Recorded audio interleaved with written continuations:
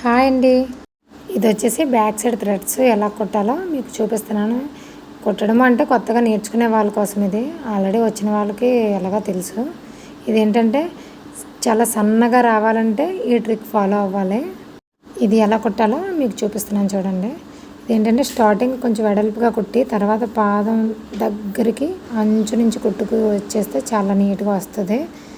ఒకసారి ట్రై చేసి చూడండి. చాలా సన్నగా అంటే చాలా సన్నగా వస్తుంది. ఇప్పుడు సూదిలోకి దారం ఎక్కించుకొని ఇలాగా 2-3 సార్లు ఇలాగా స్టిచ్ అనేది చేసేసుకొని సూదిలోకి దారం అనేది మనం థ్రెడ్స్ నార్మల్గా ఎలా చేస్తామో అలాగే తిప్పేసుకున్న తర్వాత ఒకసారి చూడండి. మిషన్కి ఇలా ఉంటుంది. ఇలా ఉన్నదానికి మొత్తం దారం మొత్తం చుట్టేసి మనం ముందుగా దానికి ఎక్కించాం కదా, దీన్ని నెమ్మదిగా మరీ గట్టిగా లాక్కూడదు, చాలా నెమ్మదిగా లాగాలి. ఇలా లాగితేనే బాగా వస్తుంది. అదే గట్టిగా కానీ ప్రెస్ చేసి లాగేస్తే అది అక్కడ ఊడిపోద్ది. చూడండి, ఒకసారి ఇలా ట్రై చేసి చూడండి. ఇలా నెమ్మదిగా తిరిగేస్తే ఆటోమేటిక్గా బాగానే వచ్చేస్తుంది. ఇక్కడ నేను మీకు చూపిస్తున్నాను. చాలా అంటే చాలా సన్నగా వస్తుంది. ఇప్పుడు చూడండి, ఇప్పుడు వీటికి ఏమో హ్యాంగింగ్స్ అనేవి తయారు చేస్తున్నాను. వాళ్ళకి హెవీగా వద్దని చెప్పారు.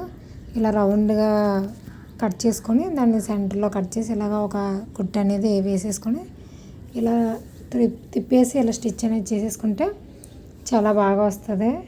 అలాగే ఈ చివరిని ఒక ఇలా 1/2 ఇంచ్ ఇలా ఫోల్డ్ చేసుకొని స్టిచ్ చేస్తే ఇంకా ఫినిషింగ్ బాగా వస్తుంది. ఎందుకంటే ఆ కుట్టు అనేది అసలు కనిపించదు బయటికి. చూడండి, ఇలా ఇంకోటి కూడా స్టిచ్ చేస్తున్నాను. ఎందుకంటే కొత్తగా నేర్చుకునే వాళ్ళకైతే చాలా బాగా యూజ్ అవుతుంది. ఏంటంటే ఎలా చేయాలి ఏంటి అని వీడియోని స్కిప్ చేయకుండా చూస్తే ఇంకా బాగా అర్థమవుతుంది.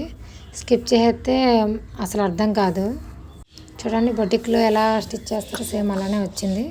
ఈ వీడియో మీకు యూజ్ అవుతుంది అనిపిస్తే ఇలా ట్రై చేయండి. అలాగే మన ఛానల్ని ఇంతవరకు సబ్స్క్రైబ్ చేసుకోకపోతే ప్లీజ్ సబ్స్క్రైబ్ చేసుకోండి.